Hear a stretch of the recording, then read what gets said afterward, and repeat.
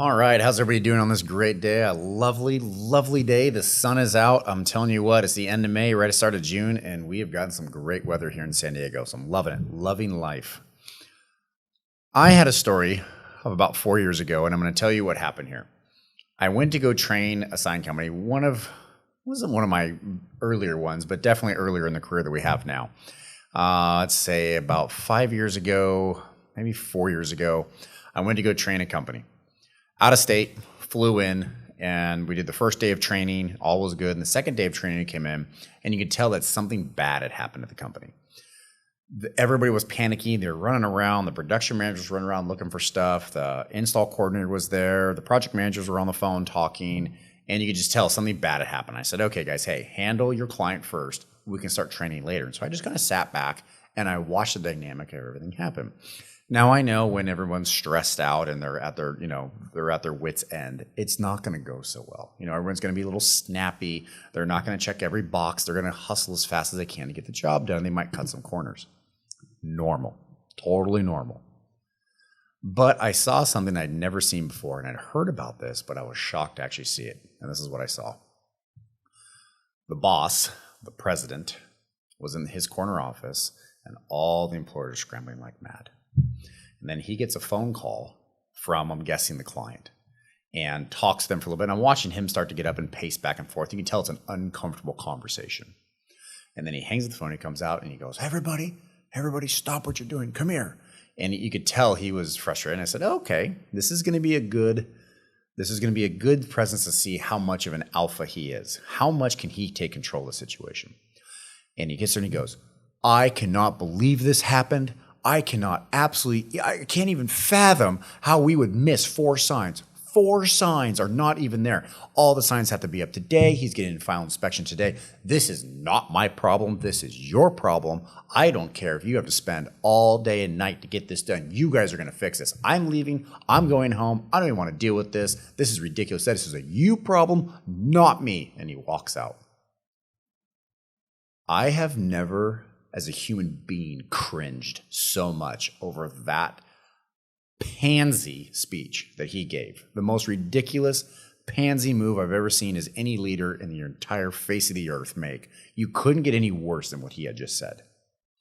So this podcast, I'm going to talk about what it takes to be an alpha. Plain and simple. And the job of your president of your company is to be an alpha. Now, most sign companies are really small. So the owner, the CEO, and the president are all the same person. When all reality, let's think about this. One person can be the owner of the sign company, hold the shares, or multiple people can hold shares. Another person can run the boardroom, the CEO, and then the president does the bidding of the board. The board says, we want to go into this direction or this angle. The president takes it out and follows the actions of the board and makes it so throughout the company. Most small companies, owner, CEO, president are all one person. But right now, for this podcast, I only want to talk to the president of the company. If you're aspiring to become a president of an organization, if you're aspiring to break out and be your own, or if you are in this role, this podcast is for you. And if you're not wanting to do this, listen to what the president should be and help them get there if they're not there. A president has to be an alpha at all times. The buck stops with me. I am responsible for everything at every single point in time. No matter what happens, it's my responsibility. I have a gigantic target on my back, this big, on my front, on my back, no matter what, that says, I'm the bullseye. The buck stops with me. I am responsible. I am responsible. Nobody else is but me. As an alpha, you have to create a presence that people are going to trust you. You have to create a situation and a culture where they're going to respect the decisions that you make. Being an alpha does not mean a bully. In fact, to be honest with you, I'm not a fan of bullies. That is not what I'm talking about. An alpha is a place that everybody can turn to, and you're going to have the answers no matter what. I want to take a moment to talk about true champions that are helping the industry out, and that's Wendy Graves. You guys have all known her for Women in Science. She's been pushing that for quite some time, but she's also made a new alliance to help the industry out, and that's with Make It Happen Signage Academy here. I don't want to get this wrong here, so I'm going to read right from this, www.signage-academy/MIH-glance. That's the information. We're going to go ahead and put it at the bottom of the show notes here and on this clip so you guys can click on it. She's going to be working with the Make It Happen Signage Academy for the Illuminated Signage Bootcamp, what's on the front lines, teaching project managers, sales, and everything in between. So definitely sign up for those things. Wendy's been doing some great work, so you definitely want to support her, and you're going to learn a lot. In this scenario that I just gave you, did that president take responsibility? Absolutely not.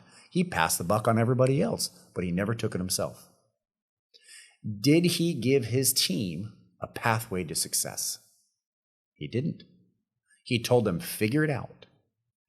Then what did he do, which was the final straw for me that made me cringe the most? He said, I'm going home. I don't want to deal with this.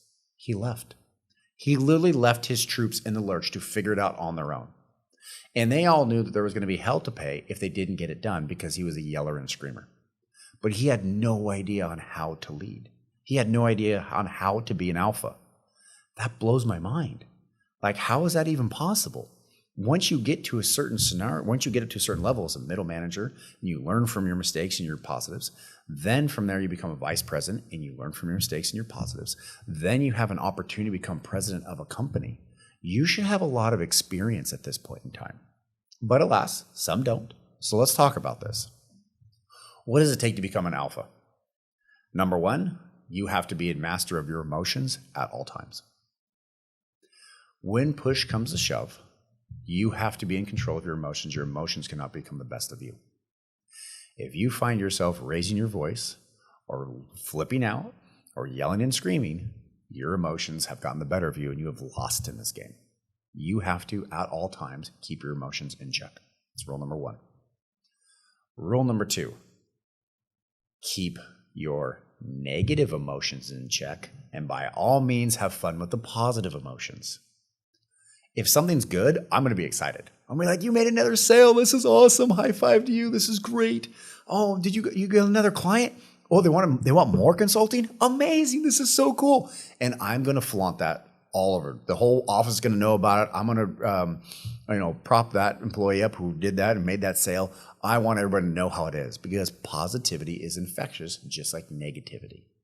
So when it's positive, by all means, let it all out. The emotions are great. It's all positive. Everyone's happy. And this puts a smile on your face, puts a smile on other people's faces. But when something goes wrong, when something goes bad, this is when you become stoic. This is when you're calm. You don't get the pressure get the best of you. You slow your speaking down like I'm doing right now. And you say, please give me all the facts. I want to work through this. How can we make this better? What are the client's requirements to make them satisfied and make them whole again? In a panic mode, such as he had that scenario where everyone's running around like crazy, and he said, everybody stop. I truly expected him to give one of these great stoic speeches of, let's calm down. Let's not worry about how the problem was created. Let's just worry about a solution. What can we do to make this client better? How can we build these 4 signs in a good enough time period that appeases the client? If he had talked in those terms and been calm, he would have gotten the respect and the loyalty of his team, and they would have done great things. But he missed it. So there's a time to be boisterous and loud. That's in happy times. And if you're going to be a true alpha of your company, be president of the company, you also need to learn how to be stoic. Number 3, you need to listen way more than you talk. What happened? What is the client asking for? What are our lead times right now? How can we change those lead times to accommodate the client? And let your team give you feedback. I'm going to ask probably 70 to 80% questions and only give 20 to 30% direction. I needed to see the whole picture. And I'll be very honest with you, the first person that brings you the information is not giving you the whole picture. They're going to give you the picture that paints them in the best light. It's human nature. I don't blame that person. It's just human nature. They're going to give you the facts that bolster their reasoning on why they did what they did, and it's not the whole story. Nobody's perfect. Usually when something goes wrong, it was a little bit of everybody's problem. I can't tell you how many times that when I really dug down, the salesman missed a color. The production team didn't ask on the color. The painter just picked a color that he thought would look good based on the picture, and then the client's unhappy with the color when it went out. We had 4 people that were the air in that scenario of what color should we paint the sign before it left our shop. It happens. But the more questions that you ask your team, the bigger picture you're going to get. And now that you're in focus, you can direct accordingly for the best possible solution.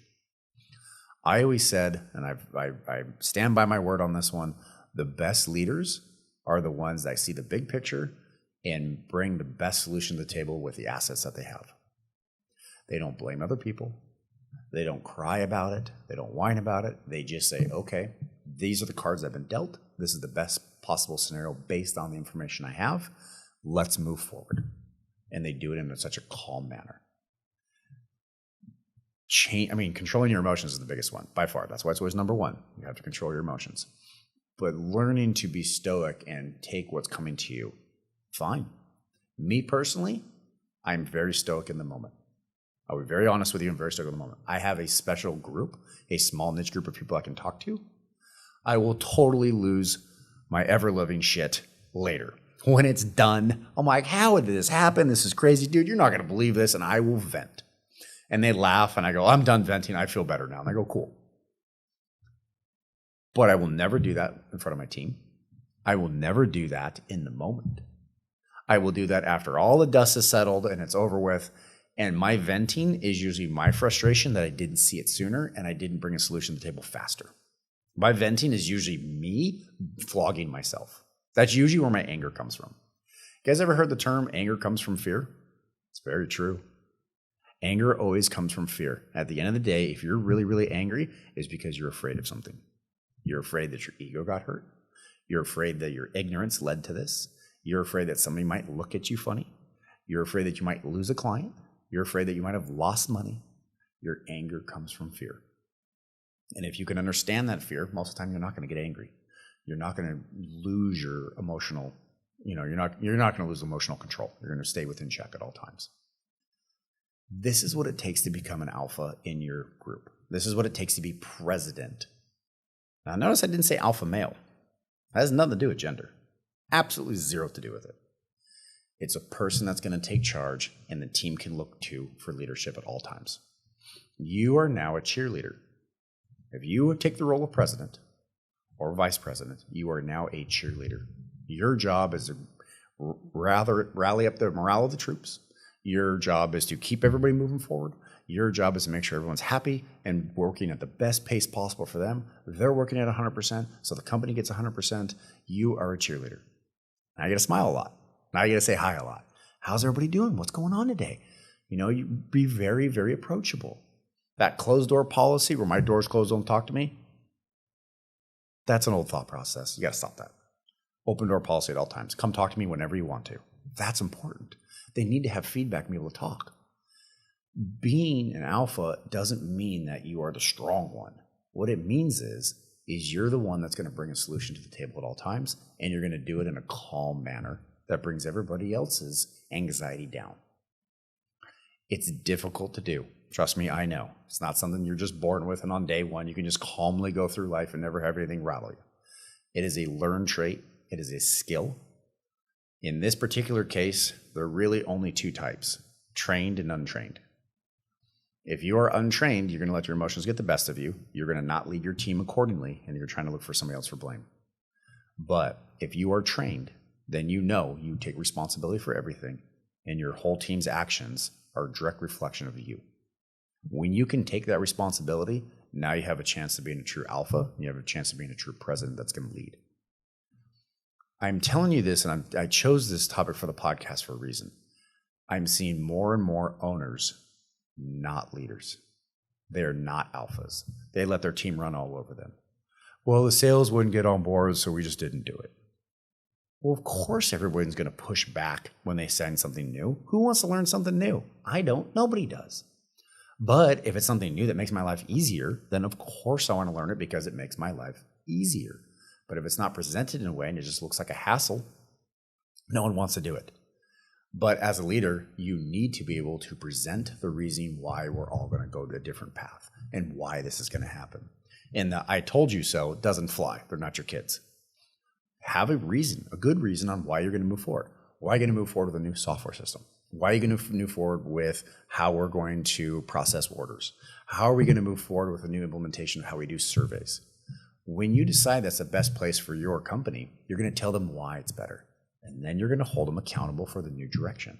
And there's always going to be pushback, human nature. But how you handle that, being stoic and being excited when it's good, is going to make your team follow you. And that's how you implement change in your company. That is how you grow and evolve in your company. But if you don't have the basics, the 4 principles that we just talked about of being an alpha, you don't have a prayer. And I'm sorry, but you're considered untrained. And you need to train yourself. Difficult at times, but in the end, this will probably be the biggest lesson that you're going to do if you want to grow or expand your company. Being an alpha in your company and being the president that actually is a true leader, it's an art. It really is. It's an art form. And when you do it right, magic happens. It truly does. I wish you guys the best on this journey. I wish you guys all be trained leaders, true alphas in your company, and we'll talk next week.